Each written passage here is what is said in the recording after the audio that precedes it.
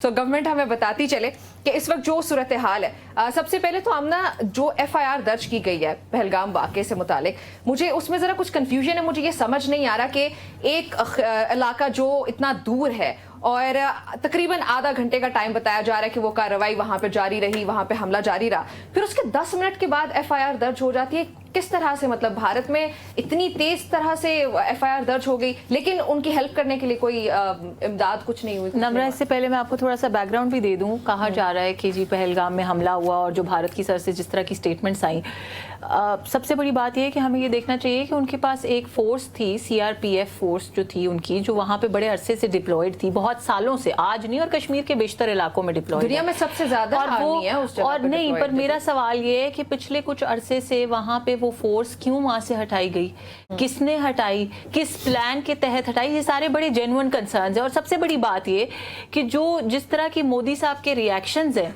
और जिस तरह से उन्होंने तूफान मचाया, वावेला बर्पा किया और उन्होंने पाकिस्तान के ऊपर इस हमले को पिन करने की कोशिश की और उसके बाद ये कहा कि जी हम इंडस ट्रीटी जो है वो मनसूख कर देंगे, इस तरह की चीज़ों से कुछ नहीं होता, सबको पता है। और सबसे बड़ी बात, ऑन रिकॉर्ड उनका होम मिनिस्टर इस बात का एतराफ़ कर चुका है कि ये एक सिक्योरिटी लैप्स था इंडिया के एंड पे।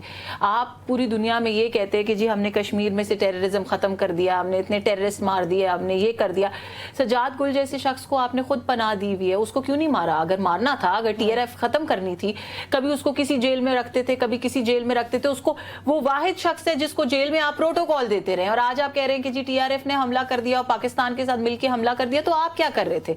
सो ये TRF जैसी ऑर्गेनाइजेशंस पहले भी सामने आती रही, 2000 में भी, उससे पहले भी 1995। तो ये ऑर्गेनाइजेशन साथ साथ कुछ अरसे के लिए आती हैं फिर गायब हो जाती हैं भारत में। ये सेल्फ क्रिएटेड, मैं नम्रा यही तो आपको कह रही हूँ कि ये सब सेल्फ क्रिएटेड है।